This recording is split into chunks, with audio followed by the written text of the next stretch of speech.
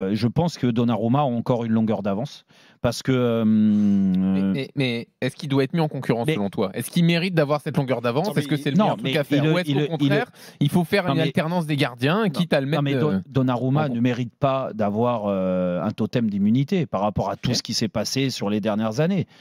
Sur les gros matchs, moi je veux bien qu'on me dise Donnarumma, l'Euro, quand ils sont champions d'Europe avec l'Italie. Oui. Ouais, avec l'Italie.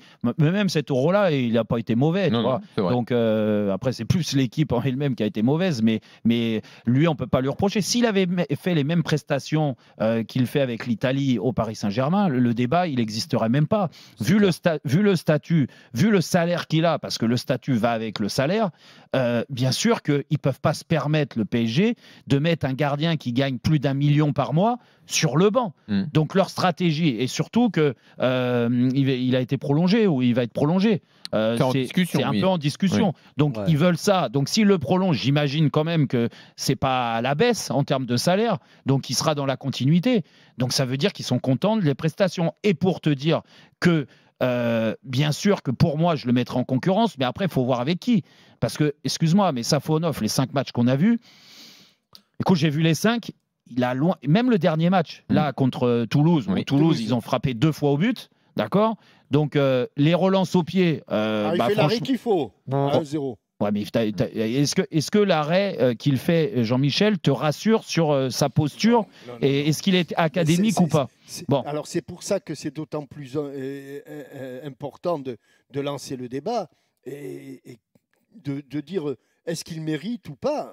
Le problème, Jean-Louis, c'est qu'il est en concurrence et que je ne vois pas beaucoup de clubs du calibre du Paris Saint-Germain mettre en concurrence ces 2 gardiens. C'est une exclusivité parisienne, cette concurrence. Alors, on va me dire, auparavant, il y a peu de clubs où il y a une alternance comme ça, ou une concurrence entre gardiens. Il y avait Donnarumma, Navas, mais Keylor Navas avait déjà 35 ou 36 ans. Non, mais il y en a plein au PSG. Il y a eu Trapp, Areola, il y a eu Buffon, Areola, ou Buffon, Trapp. Et c'est vrai que pour rebondir sur ce que dit Jean-Louis, ça n'a jamais marché. Hein. Tu en as toujours perdu au moins un, voire les 2. Mais toi, Jean-Michel, tu n'es pas fan donc de cette concurrence des gardiens? Mais ça n'existe nulle part. Ça n'existe nulle part. Alors, je veux pas être conservateur. Je veux pas être non plus un anarchiste ou un révolutionnaire. Ça n'existe nulle part. Oui, mais c'est pour ça. Non, mais où tu as raison, Jean-Michel. Mais Jean-Louis, encore une fois, je te le dis, pour l'instant, pour moi, il n'y a pas de concurrence. C'est maquillé sur le fait que Donnarumma a besoin de souffler. Moi, on m'a expliqué que les derniers matchs, quand Safonov a joué, là, tu vois, là, ça a été récurrent. Hein. Il y a eu 2 matchs à domicile où c'est Safonov qui a joué de suite en championnat. Alors, on ne peut pas dire que c'est les plus grands matchs du Paris Saint-Germain. Ils ont joué Toulouse et le match d'avant, je ne sais plus contre qui c'était. C'était aussi pour dire... Parce que ça, c'est les infos que j'ai. Et j'avais relayé aussi à Arthur, hein, qui suit et qui nous donne aussi des bonnes infos, certainement. Hein. Je ne remets pas en doute. Je remets pas en doute. Mais je lui avais dit, attention, parce que Donnarumma, s'il ne l'a pas joué, il veut le préserver. Dans sa vie privée, il a eu l'arrivée d'un enfant. On sait, le premier enfant, ça peut perturber, c'est la réalité. Bien sûr. Que peut-être il avait besoin de repos avec la sélection et tout ça. Et donc, il le gère différemment. Mais pourtant... Et pour autant, c'est pour ça que je te dis que pour moi, il n'y a pas de concurrence pour l'instant, c'est qu'il a toujours du moins, mis Donnarumma tout là-haut. Luis Enrique a une grande estime de Donnarumma. Voilà. Mais est-ce que pour autant, il doit, selon vous, être mis en concurrence? Donc, Jean-Michel, tu dis non parce que la concurrence ne marche pas. Toi, tu dis oui. Steve, qu'est-ce que tu en penses? Jérôme, tu dis quand même oui. Moi, je dis oui parce qu'il ne nous a pas rassuré, Donnarumma. Ouais, mais en fait, c'est le problème. C'est le problème. C'est un poste tellement spécifique. Moi, j'ai jamais vu ça, à part au PSG, que les gardiens numéro 1 étaient toujours plus ou moins en concurrence. Franchement, c'est un truc de fou.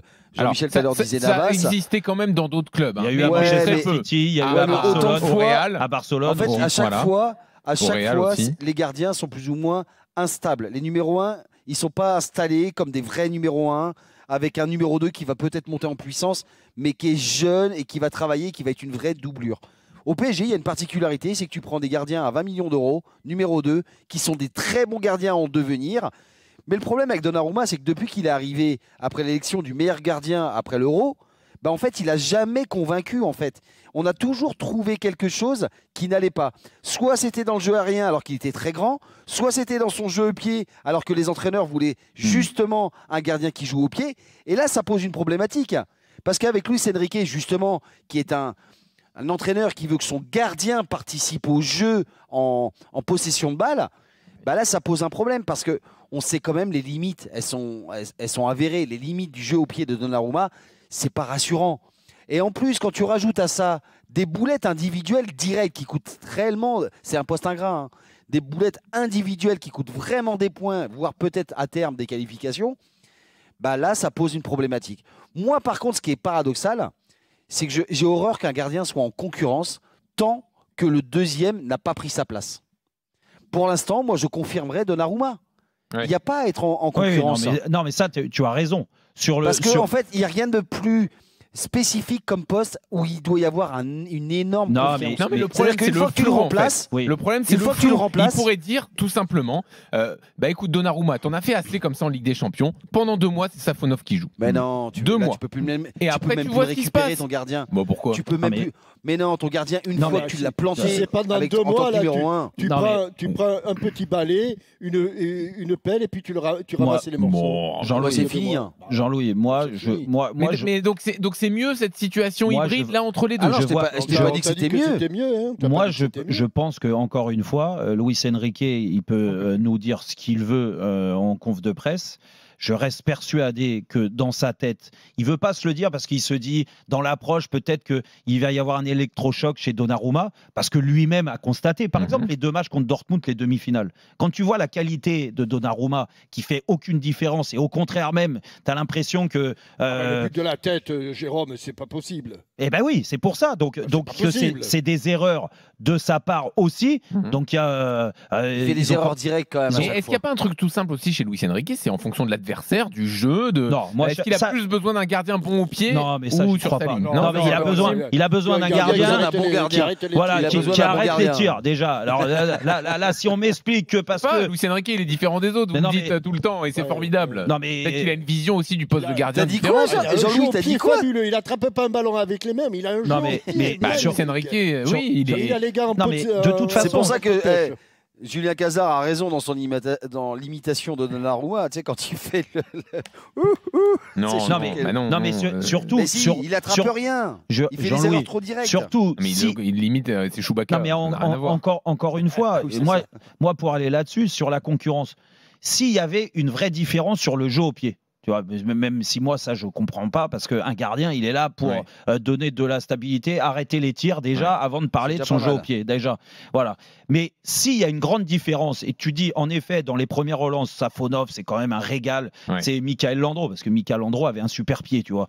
Et Donnarumma, il a les pieds palmés. OK, mais ce n'est pas le cas. Les matchs, on les voit. Safonov, si techniquement, il était sûr de lui, on l'aurait vu depuis 5 matchs. Même s'il faut toujours faire attention en 5 matchs, des bouts de match. Mais il a envoyé des parpaings en tribune. Non mais franchement, et dès qu'il a le ballon dans les pieds, Safonov, t'as Luis Enrique, quand il fait une connerie de relance, Luis Enrique qui sort du banc, il l'incendie. Donc pour moi, je te dis encore, il y a Donnarumma dans la tête de Luis Enrique et du staff. C'est le numéro 1, ils veulent pas le dire, ils jouent sur le fait qu'il y a concurrence.